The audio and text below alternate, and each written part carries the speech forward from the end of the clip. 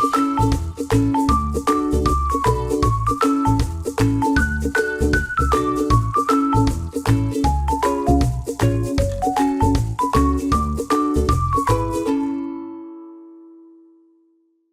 everyone. And I, first of all, just want to say thank you for being here. Teachers are stressed to the max right now. Almost every district I work with is short-staffed. We're all doing the best we can. So to believe that you're also adding PD at the end of your day is just heartwarming to me. So thank you for joining me.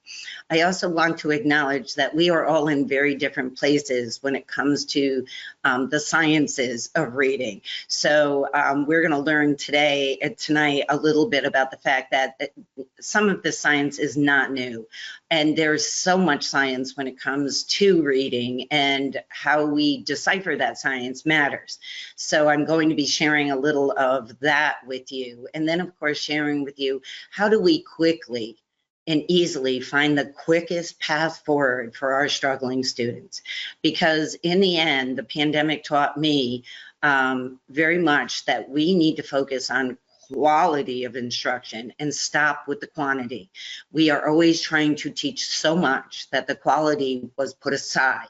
And the science has certainly made us refocus on some of that. So I'm thrilled that you're here.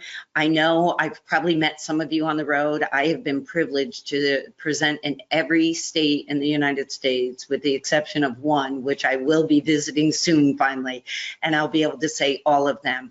I've met tens of thousands of teachers over the years, and I'm just so honored to be presenting this topic and to have all of you joining me. So I do always share that I am a mom. I try to remind people who are attending this even that, you know, never forget that the kids whose lives you affect most live in your house when and if you choose to have them. So while the majority of us may have our children of our own, we give our lives to other people's children also.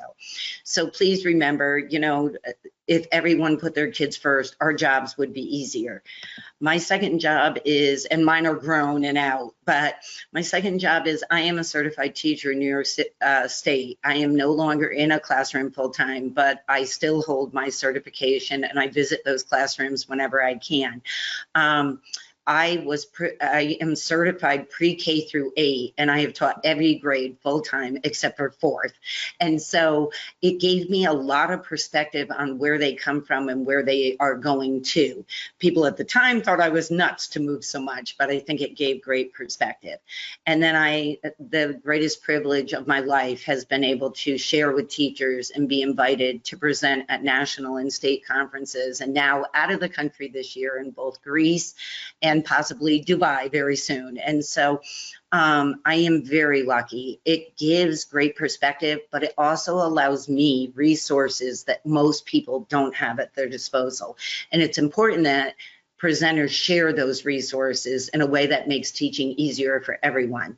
So I'm really excited to say, as we're going through today, if you are a teacher that says, I do not have the time to create all that testing, that we are here to say, we want to help you by giving it to you. So if you own ESGI or have that sample account, we can dump it in there and we can help you to do exactly what I've been able to do in many districts around the country. What is the science of reading? Well, I want you to know that I reached out to some of the people that I consider reading experts. And for me, the reading experts have to have no skin in the game. And by that, I mean, I can't reach out to the people who are losing or gaining in what is our newest reading war. I need to talk with the people who focus on the research, who dig deep, who have no monetary gains in the way that the science reads.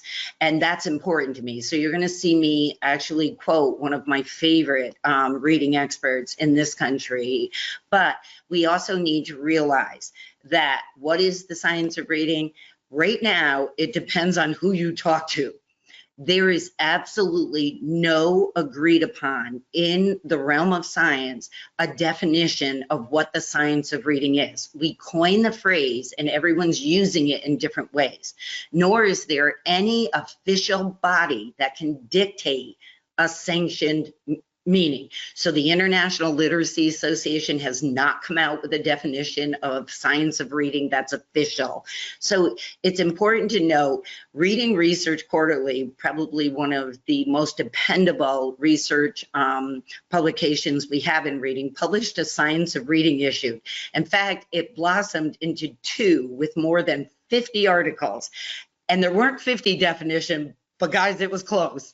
It was crazy to read the articles and realize all of these people have research, all of them have great degrees, but they're not agreeing on exactly what the definition is. So be careful. You know, just always, I say, keep your mind open and make sure that we are doing everything we can to get the best information possible for our students. You will notice I did not name this workshop the Science of Reading in ESGI. It was named the Sciences of Reading, because I do know that this is very much like what happens in January to me. See, in January, it's funny to me that I get all of these on Facebook or any social media, all these new ideas for how I'm gonna lose weight. I've been on more diets than I can name, you know, the grapefruit diet, the soup diet, the Weight Watchers, the Nutrisystems.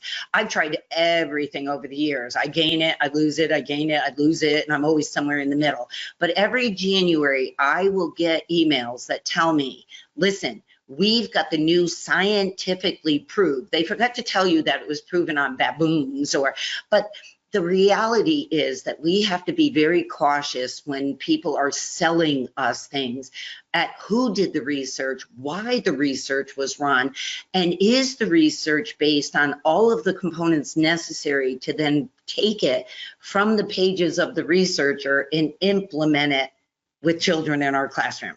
So definitely, you know, I've had all the diets telling me that they're the best. The same is true with reading instruction. Most of our experts, most programs or approaches are claiming to be based on science, but consider the many meanings of that claim, because you don't know which science, or you don't know on which group of kids it was developed. Some approaches to reading instruction are developed as part of a rigorous peer-reviewed research and are continuously evaluated and refined.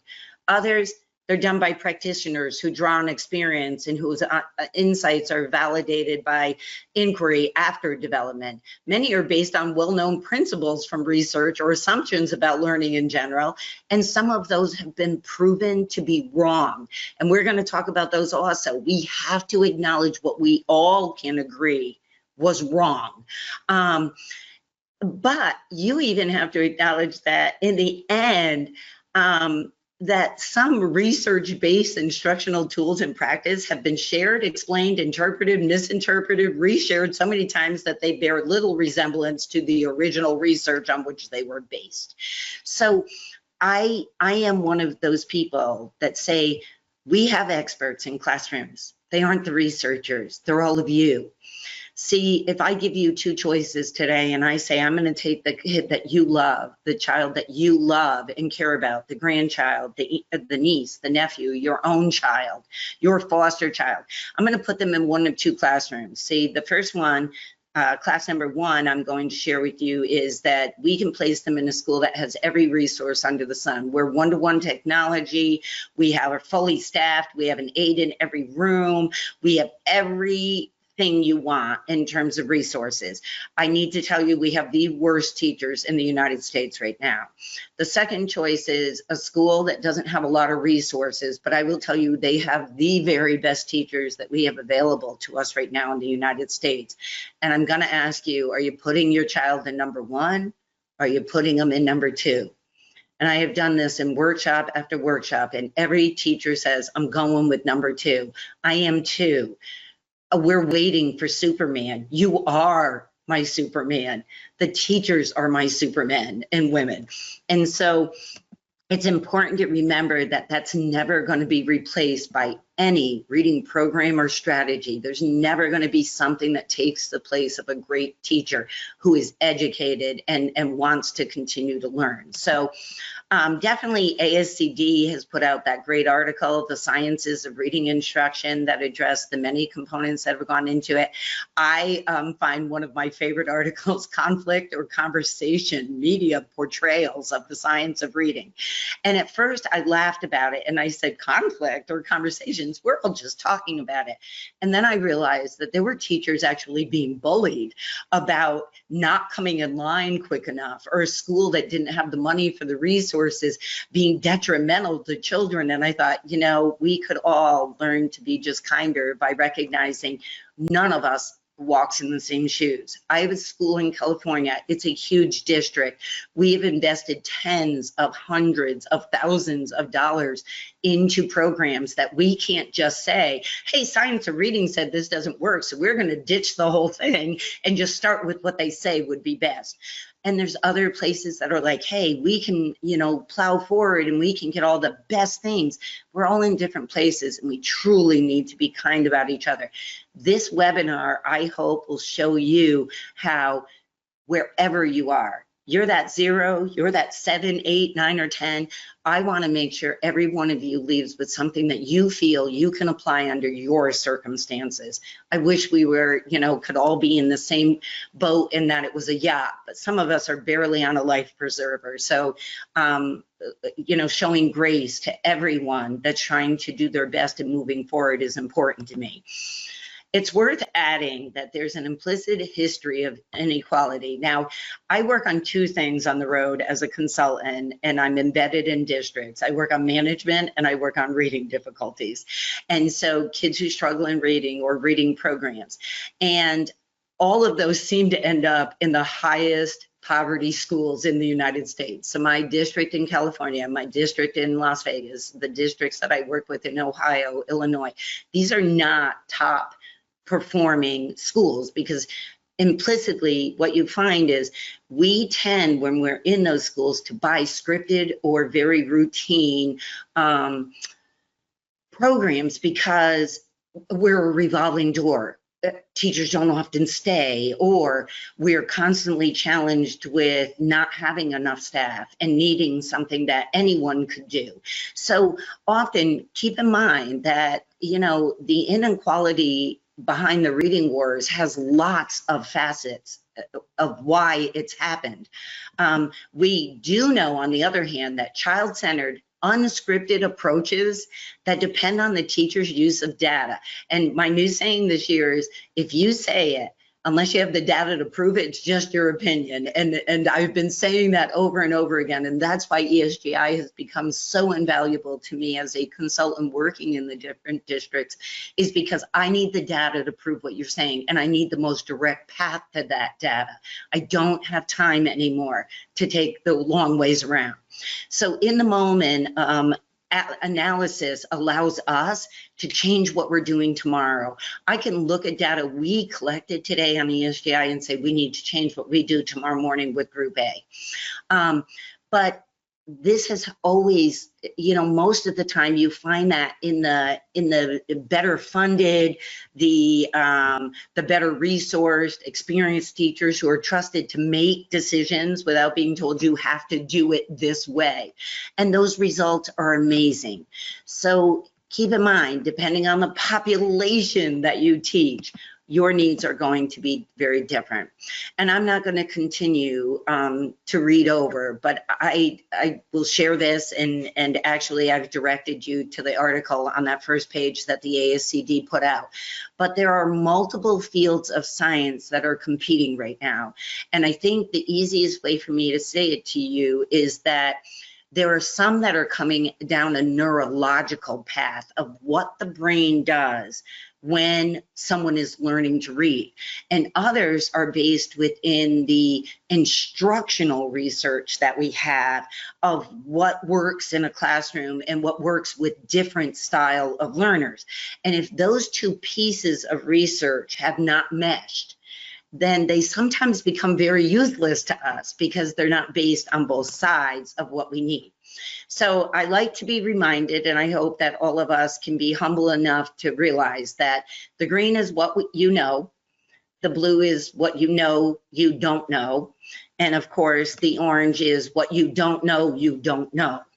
And there's a lot we don't know out there, and we're constantly learning, and kudos to you for being here to learn even more.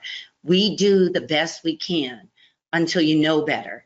And then when you know better and you've done your homework and you know that something has been proven incorrect, then when you know better, you do better. But it also means that there are just some of us in different places right now with that. Now, we had an old definition of reading. It was R equals D plus C. It was a really simple one. If you could decode and comprehend, you were a reader. It still remains that way, but it can't be as simplistic, and anyone that teaches reading understands that. Now, we lived through the National Panel of Reading that came out and said, hey, don't forget decoding, comprehension, and then this bridge in the middle that's called fluency. We always knew that phonemic awareness was important. We always knew that phonics was important. I'm always a little baffled when people say, well, they group whole language with what we referred to as balanced literacy. And I was like, that was not the balanced literacy I was referring to. I was always a proponent of, we have to diagnose exactly why a child can't read. So I want to kind of take you through a timeline that outlines that. But what we do know is that Scarborough's model, I have been showing this in reading workshops since 2006. It hasn't, and now you see it everywhere again. Now in the science, you're seeing Scarborough's research being brought up and talked about. We always knew, if you were a reading teacher, that it was pretty complex to bring all of the pieces together that you needed to get that skilled reading, that it did involve the comprehension, but it also involved what's your ability to get the words off the page, the decoding. Because if you have a kid who can get the words off the page, but he doesn't understand them, he sounds good. I often get told, this kid is gifted, Donna. When can you hear him read in first grade? Then I ask him a couple of questions or ask him vocabulary, and he's like, yeah, I don't know. Because he's a word chucker. He's not a reader. He just happens to be really good at figuring out how our code goes to paper. So we have both ends of that. We have other kids can't get a word off the page. If you read it to them, they understand it though. They can comprehend, they can compare and contrast. It's bringing both of those skills together to end up with that well-rounded student that is a comprehensive reader. Without a doubt, I look to Tim, Dr. Tim Shanahan, for a lot of my go-to. I really waited. A lot of you might think the science of reading is new. I will tell you that it was hitting the national stages before the pandemic. It slowed it down. The pandemic slowed it down because what happened is you weren't at conferences anymore where many of the experts were sharing what they knew about the latest topics. So it was a little slower to arrive. But way back then, before the pandemic, I remember thinking, I'm sitting back, I'm gonna wait and see. I'm a New York girl, guys. I'm from New York, and I gotta tell you that I wanted to sit back and find out what Lucy Calkins was gonna say. And we all know how that turned out. That blew up. Lucy would not back down on some things that were not proven to be true. And by doing that has technically ruined her reputation in the United States. There's lots of articles about that online. I wanted to see what Guy Sue and Irene would say. And of course, we've learned a lot about, they made some assumptions in reading that were not proven, and they're willing to acknowledge that and then figure out what's still our best foot forward. Tim had none of that skin in the game. He didn't have programs that he wanted you to buy. He wasn't selling anything. And so Tim becomes that go-to guy for me because his qualifications are so beyond anyone I know when it comes to reading. And not only is he this distinguished professor, this guy was a former president of the International Literacy Association. He actually was on 2 advisory boards for 2 different presidents. He was invited by a 3rd president, but it didn't align with his party, so he didn't go. He has helped the National Reading Panel, which was convened by Congress.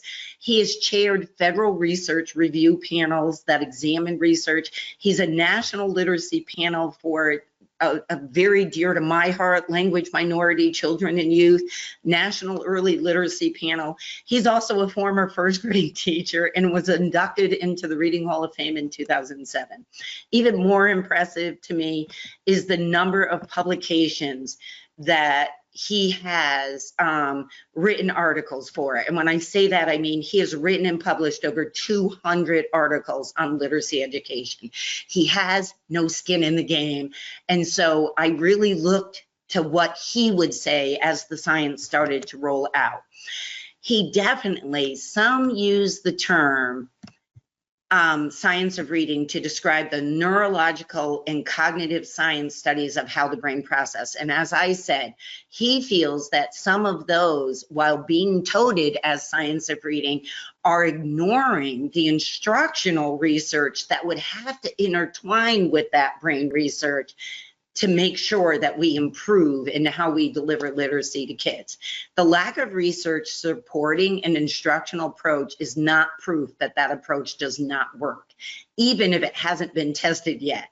So, you know, I love his attitude of, hey, we buyers, beware, because we need to be so cautious and so willing to open our minds to the people who are really have no skin in the game, because, you know, Denelium writing promised you years ago, if any of you ever used it, that it would be an easier transition to cursive. I don't know how many of you know that was disproven in research. It was not an easier transition to cursive. In fact, there was no difference when upper grade teachers went to teach the students and they weren't told in a huge study whether you had Denelium or not. They rated the kids basically the same with or without it in transitioning to cursive. Who told you and who said? It said research based. The research was done by the man who created it. And unfortunately, we jumped on that train, or a lot of schools did across the United States in the 80s and 90s, and it came back to bite us. We actually found out that it's detrimental to children because what you read and what you were writing didn't look the same to you.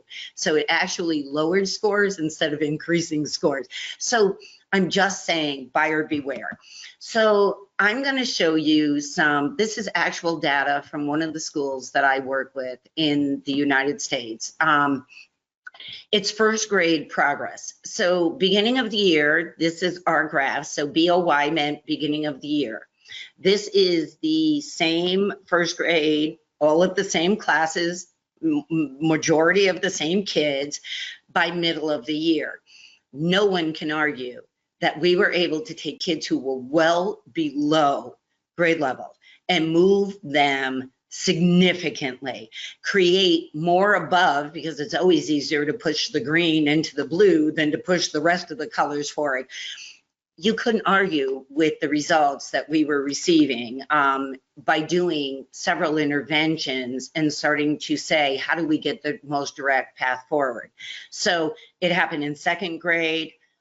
We totally lost an average though, and unfortunately, I'm going to share with any of you that are in this country, we are a country of either you can or you can't. We don't have much in the middle. And you need to always keep in mind that curriculums are built for the middle, and then we add some interventions and we add some accelerations. If we don't have a middle, then technically, I have a California school where we found out not one second grader in second grade was ready for the curriculum because they were either above it or below it. We have to be that group that says, as their teachers, listen, we need to make the judgment calls with the data that we have and move forward in the best way possible. The reason why I share this data is this is from 3 years ago, before anything had come out that led me down the path to say, we need to start really changing some things. I would go into the school, I would set up where to start tests. We would get reading levels on kids. As soon as we had the reading level, we would transfer. If you were below grade level or significantly below, we put you on a phonics screener. So once you were on the phonics screener, we were trying to quickly diagnose where you were falling off ladders. We then continued to do interventions based upon the data that we were able to significantly change many of the readers in this very poor area of the country where there were so many kids significantly below grade level. And one of our biggest accomplishments there, and I'll always be proudest of, is that I feel special education has become our answer to anyone that either doesn't behave, doesn't function at the level we need to, can't keep up, they need services. Well, our biggest accomplishment was definitely to reduce special education referrals by ensuring that we didn't teach curriculum, we taught children. We used our data and we taught the children, and by doing that, we significantly reduced, I'm talking a lot, and that allowed us to then ensure the kids that really needed those services were available for them at a higher level. And I'm proudest of that. If I was able to do that before the science of reading, I keep thinking, imagine what we can do now that we know more. So it's not that what we were always doing wasn't working. Some things were working. We need to tweak others and make sure that we can move forward in the quickest path forward. So when I think of reading levels, for any of you that are still in a school where your school has invested hundreds of thousands of dollars in leveled readers, or you're still using you know, the program that I won't mention it, but it has the initials AR, but you know, then you know that this is all based on Lexile, DRA scores, Fonts and Pinnell's levels, Scholastic leveled readers, whatever they are. Does this mean level readers are over? People were saying, oh my God, you're not supposed to use leveled readers anymore. And that's why we want to talk about the pieces of the research that we can all agree on, because we don't want to throw the baby out with the bathwater.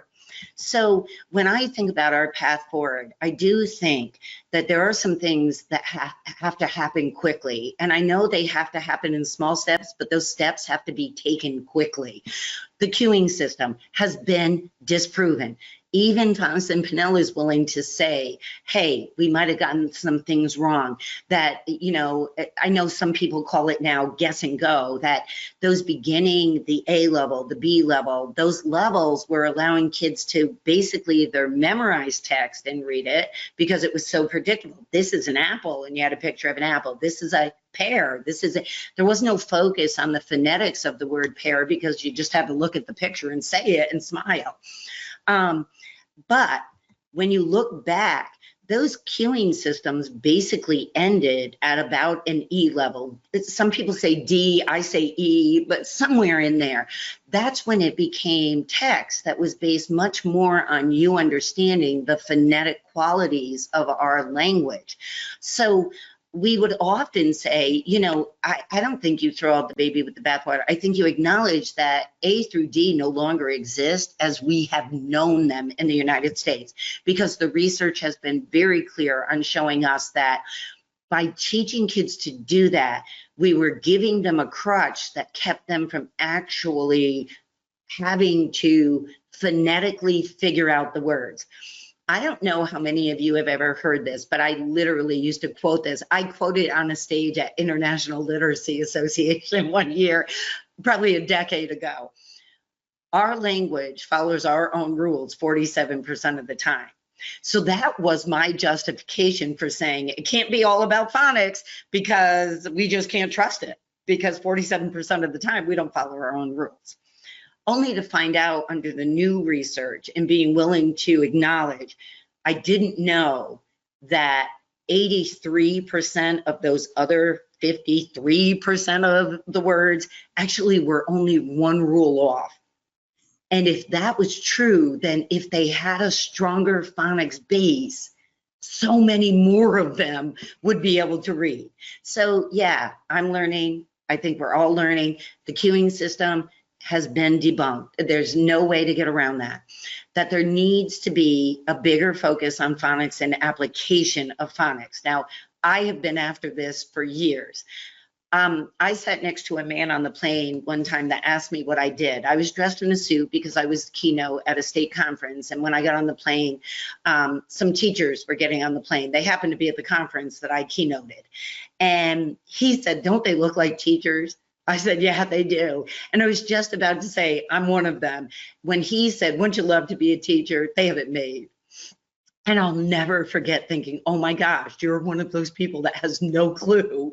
And so it kind of reminded me of this, that, you know, at one point he said, how hard can it be to teach a kid 26 letters? Oh my gosh, you really don't get this. So how hard can this be? Well, those 26 letters, most experts agree, represent somewhere close to 44 sound units. So we have 44 phonemes that are most associated with these 26 letters. So you have long vowels, hard sounds, whatever. But what we need to understand when we're teaching phonics and trying to transfer that into written code is there are actually 250 spelling variations. Some people claim there's even more than that. So we are going to have to say the quickest path forward isn't to nitpick every single one of them. And no phonics program on earth is doing that right now. They're not saying, I'm going to teach you all 250, plus. We are picking the ones that make up the bulk of how our language was developed. And then we're saying, hey, don't forget, you're going to have to expose them to text that is going to sometimes trip them up because it's one of those oddball words that is one of those spelling variations. So I created ladders. Some of you might even own these. If you ever saw me present, I was giving them out, and I would talk about it. We had to get a handle in a major city in the United States. Far too many of our kids, we were failing them in reading. We were sending them to high school not able to read. So as their consultant for 5 years, I decided I needed a visual representation of what I was trying to accomplish. And that was, if they were not reading at grade level, then we needed to go back and figure out which rungs were broken. And that, yeah, you can miss a rung or two and probably become a reader, but you can't be missing 3 or 4 in a row. And I would tout that we needed to have a more systematic phonic approach. And I'd love for you to guess in your head the year that I did that. And I will tell you, it was copyrighted in the year 2016. So a lot of what has come out talking about phonics, I wish I had had a louder voice on the national stage screaming that we needed to put it on a continuum, because that's what we now are doing. It's not exactly what the research said, but darn, I was close. And so I knew we were never going to be able to just hang on to, hey, they'll learn to read eventually by osmosis. That was a whole language kind of thought process, but it was never a balanced approach to me. So if you were caught up in the new conflict that says, well, balanced literacy is out, then perhaps you had a different definition of what balanced literacy was. So in ESGI, I had created a phonics progress monitoring system, and I wanted teachers to realize, and you can see that 2,000 kids were screened on production of letter sounds in this particular, or 1,162 kids out of the 2,077 in the school district were screened on this. Our goal was to help teachers to work smarter, not harder. This is in progressive order. If you cannot do the skill, and you fall below 80%, that's where I need to stop and teach. So it became a matter of, this isn't a test on ESGI where the goal is to try to test every student on every single, and if you notice, this phonics screener is literally this long. So there's another half, 3/4 of a page involved in the screener. It was to pinpoint why a child was falling off and not able to keep moving in progression and becoming a better reader. And the piece that always seemed to be missing to me was, we were more than happy to say, oh, my child knows all their sounds. And then you do the CVC words and they couldn't blend any of them. Well, they can find their car in a parking lot if they could drive, but they cannot blend them to actually read. So we knew that the most important part was to get to that CVC, not just production of sound.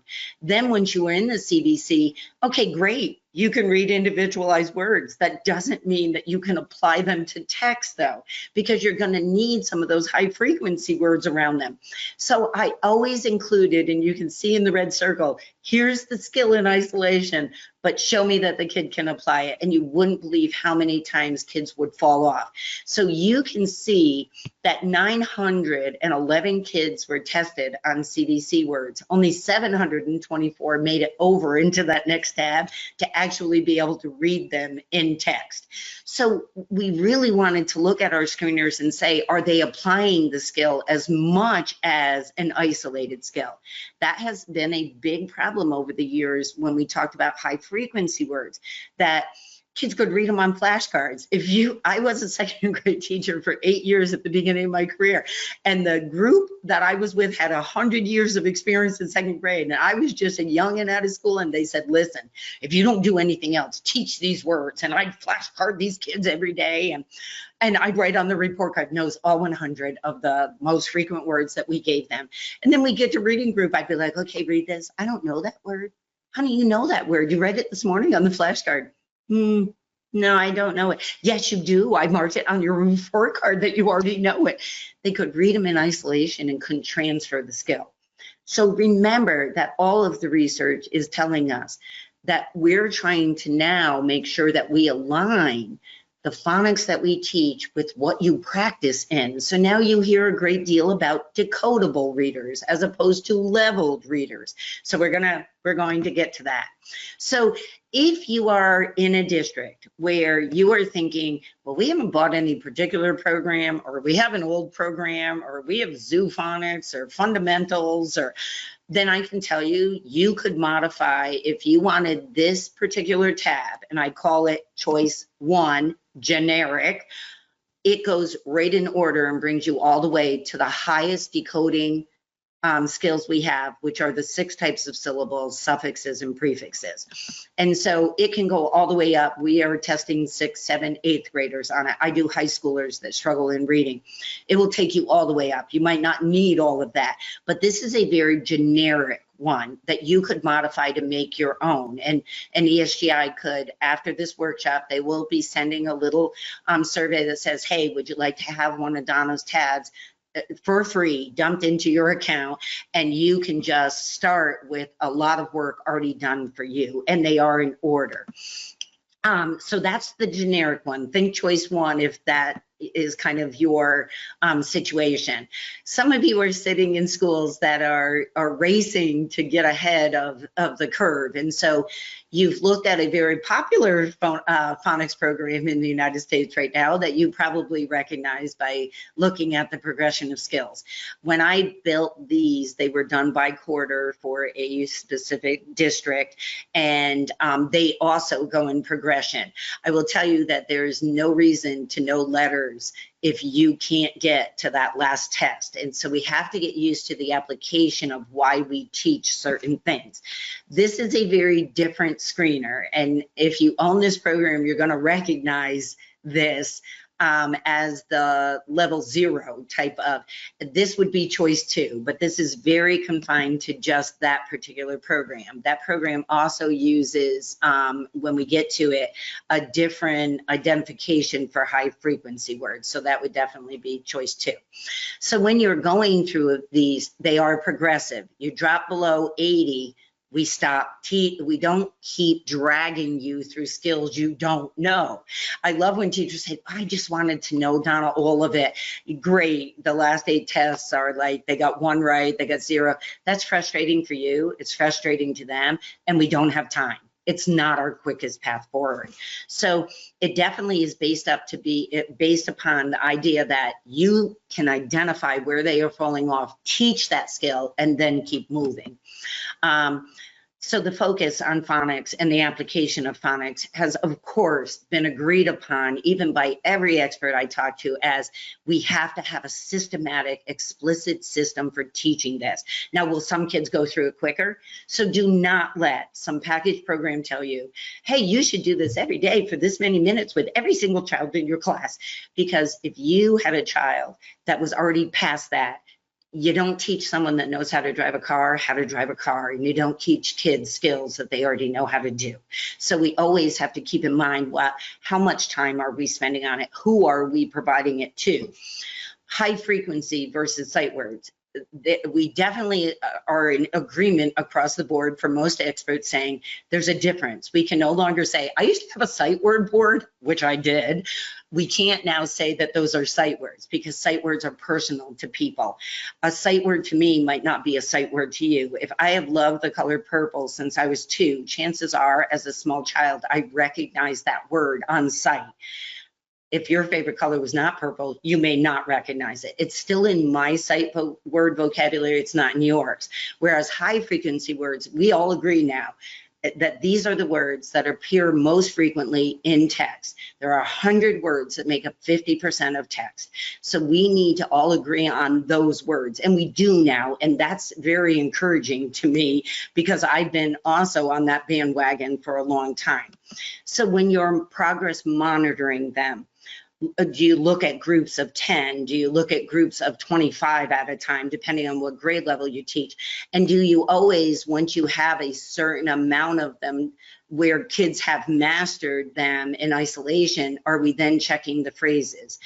Dr. Tim Rosinski, who is really, I mean, he has a reading, the Fluent Reader was translated into, I don't even know how many languages, but Dr. Tim Rosinski, who, if you've ever attended workshops, have probably seen him along the way, he allowed me to use his phrases for phrase words that he had created for Scholastic years ago. So when I built this screener, it was based on, hey, it's great, you know, I'm in isolation, but the real goal here is to be able to transfer them into phrases so that we know that when you are moving into fluency, that there's a lot to fluent, not just a timer. I mean, great, your rate, we don't all read at the same rate. There's 7 pieces to fluency, and one of those is phrasing.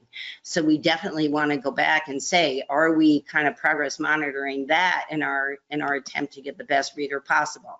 So this one back here had lots of kids tested, and I wanted to show you that, you know, when I see a teacher do this, I just smile because I see 18 students were tested, 18, 16, 16, 16, 15, 15, 15, 14, 13, 11, 10, okay? And it kept going down. And the reason why I love that is because that means this teacher was differentiating on ESGI. They were stopping testing the child when they didn't get 80% or more. So as a classroom, there's 80%, but somebody there didn't get 80%, and they stopped testing them and said, I'm going to teach them what they don't know before I keep dragging them on. So we have had traditionally in the United States and a lot of schools, and I work in 8 right now as their long-term reading consultant, that we'll send you to title or send you to RTI, and you come back with some words, and then I give you some words, and pretty soon the kid that couldn't learn 3 now has 7 to learn, and we have no chance of bringing that up. We all have to be on the same page. Those specialist accounts that ESGI created are invaluable for keeping our title people, our reading, our RTI groups, our teachers all on the same page. We are a village, and it takes a village to accomplish what we're trying to do in the United States when it comes to kids who have not learned to read. So the addition of phonemic awareness. I was never, and let me clarify that I presented next to Michael Haggerty for probably 5 or 6 years in a row at the Illinois ASCD. Michael was an Illinois native, and I had many conversations with him. He has now passed away several years ago, but I always struggled with phonemic awareness because I was a teacher of the 80s, and we didn't even know what phonemic awareness was. And so I always wondered if we progress monitored it in a way that put it in order instead of throwing everything on the wall and hoping something stuck. We definitely knew that it was harder to substitute a sound than it was to take one away or to add one. So why were we not progress monitoring the easier skills and then building on those? And of course, now the research has come out and said, hey, that's something that we really need to do. We need to make sure that we have a strong phonemic awareness program. Michael's work was left to people who have done a wonderful job in revamping it and getting it more in line. So if you have the newest editions, you really have what we know is the best right now moving forward. But do we progress monitor that? Do we stop when they're not getting it? And do we go back to the easier concepts before we keep throwing all of them at them? And so that's an important part of why the summative assessments are great, guys, but if you're doing them 3 times a year, they can't drive what I do tomorrow. This can drive what I do tomorrow, and that has become imperative in the success that I get to be a part of with the teachers who are willing to say, we will stop, Donna, when they can no longer get 80, we will stop, we will teach it, and then we will keep going. And the results have just been amazing for us. So then I go into this whole debate going on, and this is one that we do not completely know right now. We cannot say that leveled readers are out. So if anyone has told you that, if you have read that, then you need to dig deeper, buyer beware. Decodable books or leveled readers, which are better? Every major person that has no money in the game says the truth is that they are both good to use, outside of those ones that used a queuing system to get through them. The key is knowing when and how to use them to best move our readers. And so definitely keep in mind that the purpose of a decodable reader is to develop those decoding skills, those phonological decoding skills, and that this focus is on text construction. It's about the decoding piece of the equation, not so much about comprehension, although I gotta give it to some companies. They are now trying like heck to outrace each in getting the best decodable text that also has some meaning, because it used to be in the day, go get the pig that has the wig that is doing the jig down the, it was crazy. So we do see better and better quality of decodable text. And it's becoming more sophisticated. And as you move through phonetic skills, it's great to have those. So when you see A to Z, many people use that. Probably one of the most used online programs for level text is also now in the decodable text market, because of course they see the writing on the wall that we need both. So when I think of it, and I think of the experts who have talked about it, I definitely think of Tim Shanahan, Blevins, and Mesmer. And, you know, they're out there, they're trying to promote, but they also have, these two have a little skin in the game. But there are no research-based rules on how much time beginner readers should spend with decodable text. So if somebody tells you that's what they should read all the time, and that's all they should read, and they should spend this many minutes, they are not basing that on research, because there is no quantitative and qualitative research that tells us how long. It would be very reasonable, though, to spend some portion of your phonics instruction practicing the skill that you just taught. It makes common sense, too. I always believed it. I always looked, if we're going to work on blends, I need decodables that have the blends that we're working on in them. So this makes sense, and we're coming more in line with that, and many companies are coming in line with that. But they have all said that decodable books aren't the only kind of text that students should have access to in early elementary years. So let's really look at what we do know about that and what's still in disagreement. Decodable, boring, useful, or both? And that seems to be the struggle right now. And I think the part of the research that I like best is to look at decodables as training wheels. We won't keep them on forever, but they allow us to practice specific skills until you are strong enough with a group of skills to take that next step. There isn't evidence to suggest how much of the book should be decodable. So you might read that one company says, we have the most decodable text out there, because there's no research that says it has to be, or even 60% decodable. There's no magic level. So don't let that kind of research kind of, you know, limit what you are willing to still use in your class, which things that you might already own. That the levels, when we think of a leveled reader, any book can be assigned some type of reading level, you know, Harry Potter, the Bible. I mean, in recent years, you may have heard buzz about leveled readers being bad, and that's because of that queuing system. And I agree with that. And please, I want to be very clear on that. There no longer exists like an A to D level in the United States, because it was too based on being willing. I didn't ever do it. I will tell you that when we read the B level and it said, here is a pony, and the child said, here's a horse when they saw the picture, I would say to them, can that word be horse? Oh, it starts with a P. But technically you didn't have to do that. There was this, thought process that they're using the, text, the picture to get the meaning. So many of us, there's a gray area there, but in recent years, if you've heard that buzz, this statement is both confusing and can be misinterpreted. And first and foremost, if we never allow our students to read level books, then they would never read a regular book.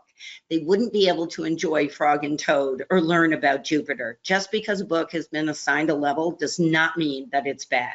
So keep that in mind, because we definitely are hearing more and more of that buzz on blogs, especially. Not so much blogs run by like maybe a reading expert, but more a teacher that has read the science and wants to share that she's gotten rid of her leveled readers or whatever it might be. So buyer beware again. There's always going to be pros, there's always going to be cons, and that's on both sides of decodable text and leveled text. So familiarize yourself with that. Make sure that you can say, hey, when I'm looking at a level text, I know why I'm using it because this is the pro of using it. Whereas, more challenging than decodable. It's also more of a variety in syntax, vocabulary, phonics patterns, etc. We don't want to ever stifle a child into just reading the exact words that we worked on today forever. So knowing those. When I think of ESGI over the years, these are my favorite moments when I can pull with a teacher and say, in 4 months, you took a group of the lowest performing kids in the United States, and you were able to go from an average of 2 letters to them recognizing almost every letter. And now we're going to move on to blending, and we're going to keep track of it. The gift of ESGI is to remind us what we do well also. Yeah, if you see that line that goes straight across, it is disappointing. It means I didn't target the skill they needed from me. But when you see lines that look like this, it just excites me. I think we don't see them enough. We're waiting on summative assessment, and we can't. We have to put our marbles in the basket of progress monitoring as much as we can so that we can change things on a quicker rotation. We can make bigger differences. When you can move kids from October to December that quickly, that's important. And so definitely, if you've heard about ESGI, maybe never tried it, do sign up for that free one. Do take the tabs. Even if all you do is to get that starting data, I'm okay with that. Take it for free and run with it. It still allows us to say we have a better picture of why this student struggles. I love their parent letter. If you've not worked with that, the parent letter generator, I wouldn't be without it at a parent conference. I can say, this is what they know, this is what they don't know. I can generate flashcards on an individual basis for them. They've done such a great job of adding bingo boards over the years and things. And now with the report card, that's one I'm even going to ESGI about, because I've never really taken advantage of that. Now I have a district that really would like to know more. So we've learned a lot. I've said a lot. I just want all of you to know that we are all in different places, and any small move that we make to make us better teachers assists our kids. And there are no wrong answers right now. We are all doing the very best we can with the knowledge that we have. And I hope in some small way tonight's webinar allowed you to find, where are we in this? Maybe we can't go out and buy that phonics system that's totally in line and ready to roll, but we have a phonics system. And if we can just get it in the order and ensure that our kids are not being dragged through skills, but instead are being progress monitored, we will have more readers. So anytime we have an opportunity to take steps forward that mean that less of our kids struggle, we want to do that in any way we can. I want to thank ESGI for having me to present this today. I want to thank every single teacher that signed on and stayed on with us for such an important topic, but also on your own time. So often you just are all givers, and the appreciation I cannot express to you how I look up to so many teachers in the United States. They truly are my heroes. We don't have to wait for Superman. We have Supermen and women in our schools. So thank you. I know that we're right to the edge of the time, and I think ESGI is going to come on and let you know if you have questions, comments, thoughts, how you could go about sharing those with us. So thank you again. Thank you so much, Donna. Everyone is giving you so many comments in the chat, and I will definitely give those to you. But we did have 2 questions that came up. One is, how often do you meet with students to test a one-on-one, and what do you suggest to do for management while the other ones are, while you're testing one-on-one? I know that my heart is in managing a class. My best-selling book was You Can't Teach a Class You Can't Manage. So I can always sympathize with teachers who are like, how in the world am I going to do this? And as many of you ESGI users know, you can do it on an iPad. You could do it on your phone while you're waiting in line at the bathroom, if that's a mandatory rule at your school to take everybody at the same time. But definitely today we talked a lot, even in the school where I was, about where does this fit? And if you wait, and we said, like, we have set some school goals saying we want every child to have been progress monitored on this regular basis, and teachers saying, well, I got it done in time, then you're missing the point of what ESGI can do for us, because ESGI is all about you and your children, not what the district wants you to do. ESGI is about me being able to feel successful in knowing that what I'm going to present today is exactly what the child needs to become a better reader. And so we try to say, you're going to have at and above level. They don't need to be progress monitored nearly as much as our lowest ones, and somewhere in between on those other ones. But you should do it as the initial information is the hardest one. And I encourage districts and principals to often bring in a couple of subs if you can find them, or team teach, you know, if some kids are out or something, so that teachers can get the initial data, because that's always the hardest, finding out where they drop off. Once you have that, then you're only testing on 1 or 2 each time. You're not trying to do everything anymore. So I always encourage teachers to think about Fridays, because more is not more. Just because you teach reading every day does not mean they are better readers.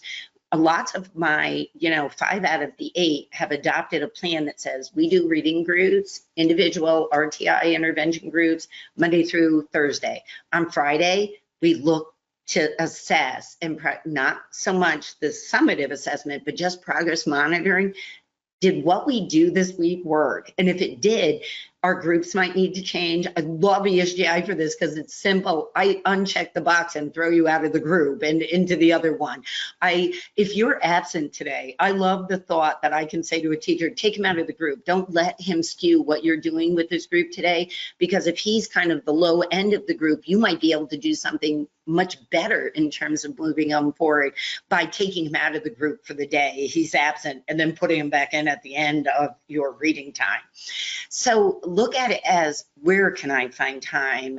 How valuable? What I have found is the more teachers use ESGI and the more valuable they see it is, the more they say, I'd rather put my time into this than this, because I know that this is moving kids. I know that I'm creating better readers.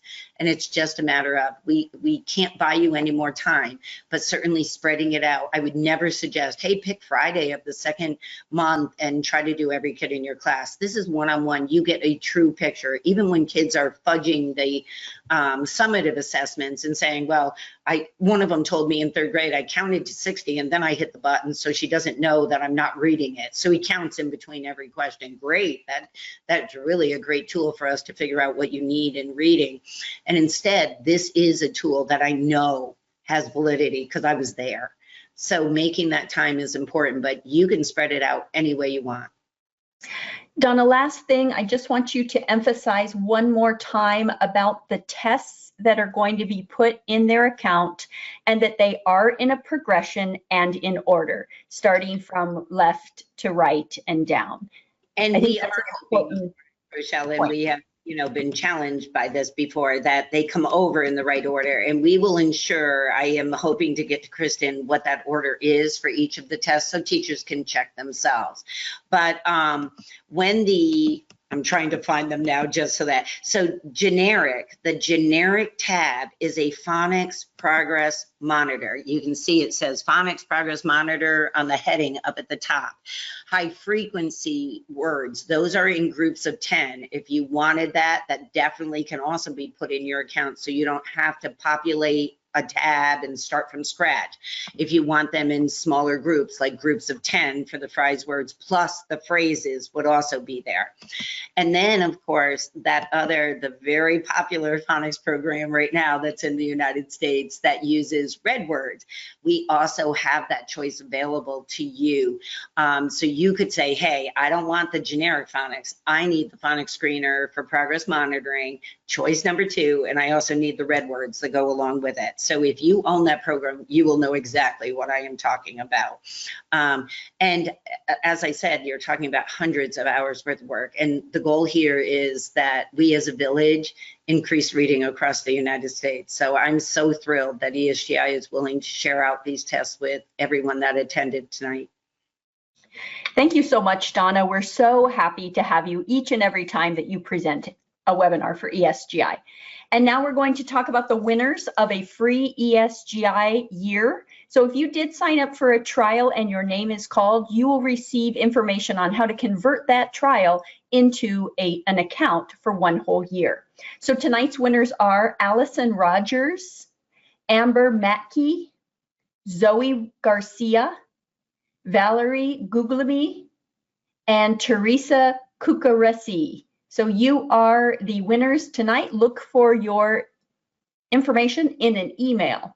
Now, also, if you are a current ESGI teacher, we thank you and suggest that you check out all of our new features, including rubrics and self-assess. If you've never tried ESGI, as we mentioned, sign up for that free 60-day trial using the promo code TheSmartyZone. Then check your email in the next week for a certificate of attendance and a link to this broadcast. That's where you will find the form to fill out to have Donna's new Sciences of Reading tests added to your ESGI account for free. This is a special offer only for webinar attendees. Please follow ESGI's YouTube channel to watch previous webinars.